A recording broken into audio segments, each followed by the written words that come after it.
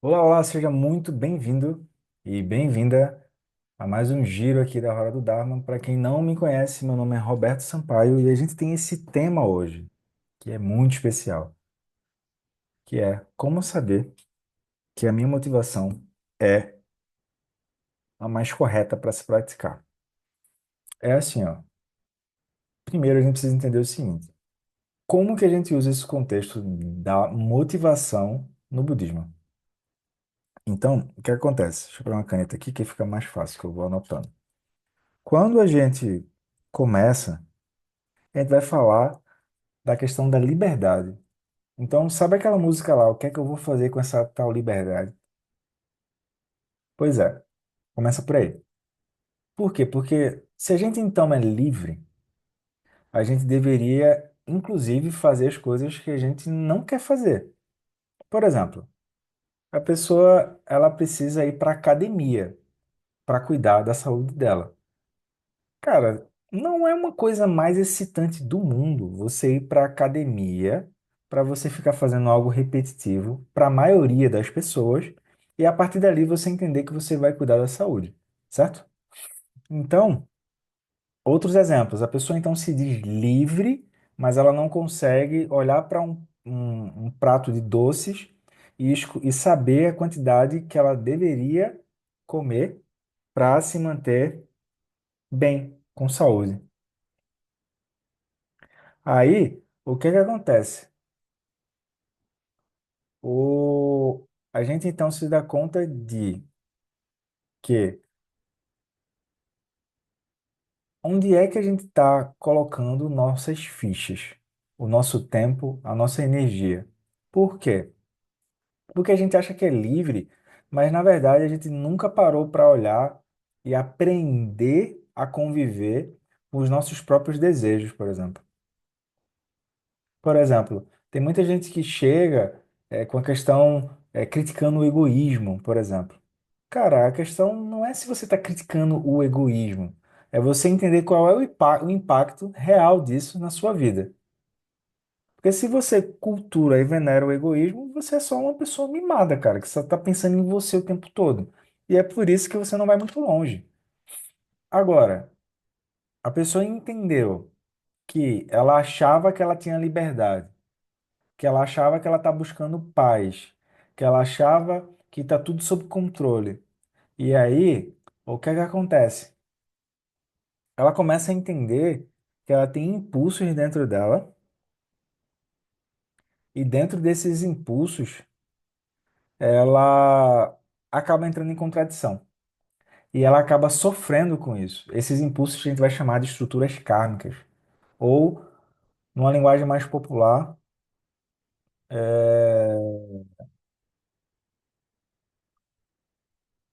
as seis emoções perturbadoras.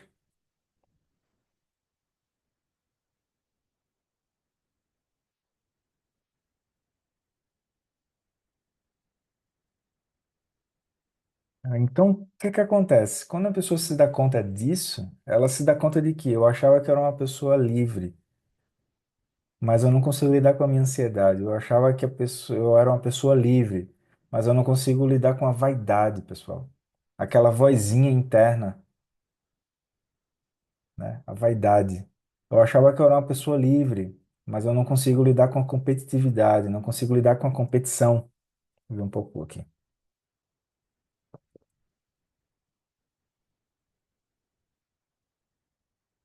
E eu acho que isso é tudo. Mas no final, eu não consigo ampliar minha visão, eu não consigo ampliar. Então ela começa a perceber, depois de um certo tempo, que o que ela chamava de liberdade, na verdade, não é liberdade. É um aprisionamento.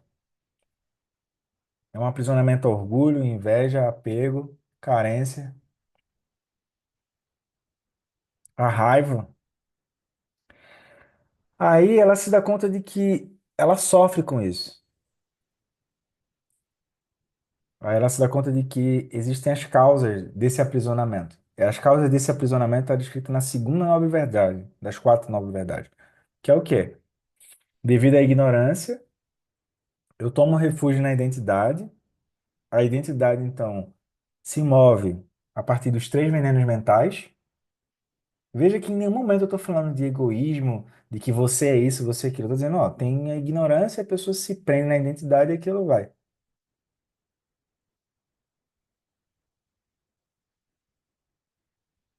Aí, o que é que acontece? Ela então se dá conta de que ela vai andar no mundo agora não mais de um jeito autocentrado. Porque tem as etapas. Na primeira etapa, é natural que ela vai dizer o quê? Bom, eu vou cuidar das minhas preocupações. Eu não estou reclamando disso, eu estou dizendo que é o que acontece com a maioria das pessoas. Para mim, isso nunca fez sentido, tá? Eu achava assim, cara, não faz sentido eu ficar me preocupando só comigo o tempo todo. Como é que eu posso ajudar? Como é que eu posso servir aos outros? Como é que eu posso exercer um pouco de generosidade, um pouco mais de ética, um pouco mais de paciência? A minha preocupação era essa no começo, mas eu entendo que a maioria das pessoas não é. Aí o que acontece? Nessa primeira motivação, ela vai acordar e ela vai para segunda motivação, que é assim: eu consigo fazer isso comigo, mas eu não consigo fazer isso com meu pai, com a minha mãe, com meu irmão, minha irmã, com os meus filhos. Eu não consigo fazer isso com o meu chefe, eu não consigo fazer isso com a minha esposa. Então, como que eu faço para também desenvolver uma motivação mais elevada que eu possa ajudar os outros? Então, na primeira motivação, é como se você andasse de skate. Você não consegue, você anda sozinho no skate, né? Na segunda motivação agora é como se eu andasse com um veículo com rodas, porque agora cabe você e outra pessoa. E na terceira motivação, o que é que vai ter? Na terceira motivação, a pessoa agora ela vai repousar simplesmente na sabedoria. Então, como que eu sei que a minha motivação está correta para ajudar? Quando, quando o papel da meditação vai entrar aqui, tá? Que é o quê? Eu vou começar a meditar. Se eu não meditar, não vai ter como eu prever, eu ver isso acontecendo, porque é muito difícil a pessoa se dar conta de algo que ela nunca parou para olhar. Por exemplo, por que que a gente tem placas de sinalização no trânsito? Porque as pessoas estão distraídas e elas não conseguem olhar para fora. É só isso, pô. Então tu precisa de algo para sinalizar ela para dizer, você está consciente ou não? Então por isso que a gente precisa da meditação. Porque a meditação vai dizer, você está consciente ou não? Ou você só está seguindo essas crenças que surgem na sua cabeça? Ou você só está seguindo esses padrões que surgem na sua cabeça? Aí, o que é que vai surgir? A pessoa então se dá conta de que ela tem o poder de ter uma motivação que a gente chama de motivação correta. Por quê? Porque essa motivação correta, ela vai te tirar desse ciclo de aprisionamento. Mas a pessoa vai precisar meditar, tá? Então, o que é que acontece? Ela então se dá conta de que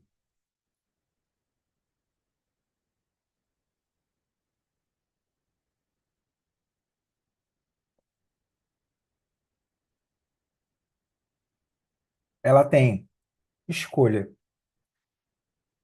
Quando ela entra em contato, vê, olha a pergunta, quando ela entra em contato com a raiva, com orgulho, com ciúme, pega na mão, ó, assume, com a carência,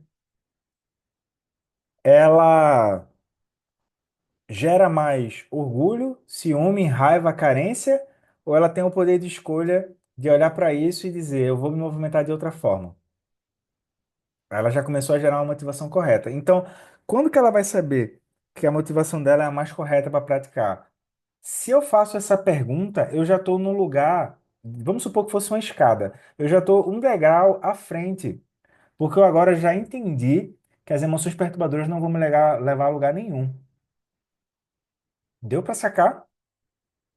Por quê? Porque eu só consigo falar daquilo que eu tenho consciência. Aquilo que eu estou inconsciente, eu não vou me movimentar. Aí o que é que vai surgir? Eu começo então a perceber, pessoal, tá tendo uma limpeza aqui no condomínio, então eu peço para desculpas se o som sair aí, tá? Mas é o que a gente tem. Deus quiser, a gente melhora o estúdio, tá? Então, o que é que vai acontecer? A pessoa então se deu conta de que ela vai pegar a motivação e a partir dessa motivação é que ela vai começar a andar. Ela não está mais elegendo referenciais do lado de fora. Ela está usando os referenciais agora aqui dentro. Então ela se dá conta que, por exemplo, que a busca desenfreada por felicidade, em busca de mais desejo e mais apego, isso não vai levar a lugar nenhum. Quando ela se dá conta disso na prática dela, aí ela vai então o quê? Ela vai se dar conta de que é possível andar de outra forma. É possível ser diferente. É possível ajudar as pessoas. É possível.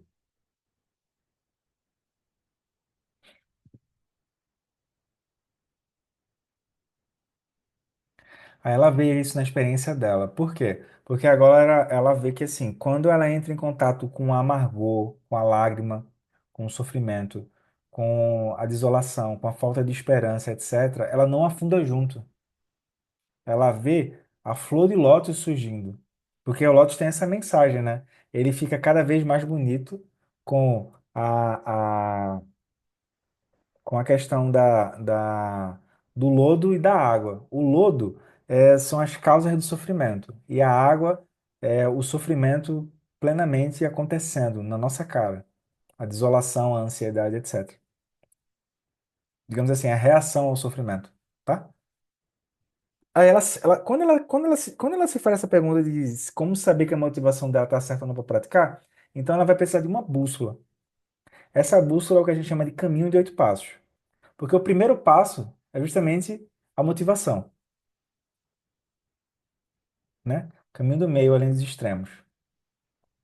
Ela nem cai numa visão onde tudo é prazer, mas ela também não vai deixar de andar no mundo, e onde ela cai numa visão pessimista, onde tudo é negativo.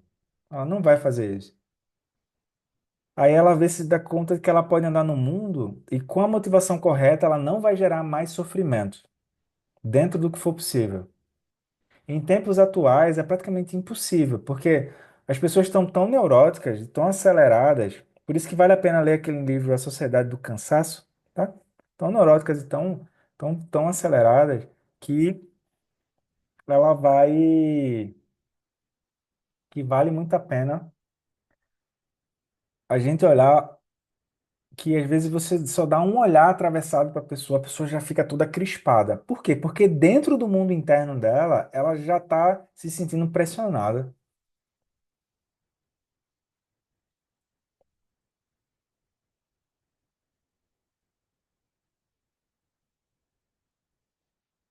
Hum. Aí o que é que acontece? Vale a pena agora a pessoa dizer assim, eu vou meditar mais dentro do meu alcance para poder olhar para essas coisas dentro. Por quê? Porque ela vê assim, quando eu escolho andar com compaixão, isso já é que eu estou querendo andar com a motivação correta. Quando eu escolho não produzir mais sofrimento em corpo, fala e mente, isso já é andar com a motivação correta. Só que ela não vai andar com a motivação correta como se fosse assim, agora eu estou com a motivação correta 100% do dia. Não é assim que funciona. Ela anda com a motivação correta, no começo é como se fosse só. No começo é muito falso. Estou sendo sincero. No começo é fake. Você faz aquilo, mas você sabe que aquilo não é do coração. Mas é necessário. É mais ou menos como as crianças começam com os pais. Elas vão imitando. Aí, daqui a pouco, aquilo vai sendo internalizado. Quando aquilo vai sendo internalizado, você vê claramente assim, é como se fosse o Médico e o Monstro. Se vocês puderem, leiam esse livro, O Médico e o Monstro. Ela tem lapsos de lucidez e lapsos de neurose, lapsos de lucidez e lapsos de neurose. Daqui a pouco, ela vê claramente assim, que a situação está acontecendo e ela diz, como que eu escolho atuar? Atuar no sentido de agir nessa situação. Faz sentido eu espremer minha visão dentro de uma visão vaidosa, orgulhosa, soberba, onde no fundo eu quero um reconhecimento pelas minhas ações? Ou seja, eu só estou pensando em mim o tempo todo? Ou faz sentido eu andar de uma maneira mais virtuosa, onde eu sei quais são as minhas limitações, porque eu tenho um autoconhecimento, eu vejo isso a partir da meditação, a partir dos ensinamentos. E com o caminho de 8 passos eu posso intervir com compaixão, amor, alegria, equanimidade, generosidade, moralidade, paciência, cara, energia constante, ou seja, a capacidade de exercer o que precisa ser feito mesmo nas adversidades, concentração e sabedoria.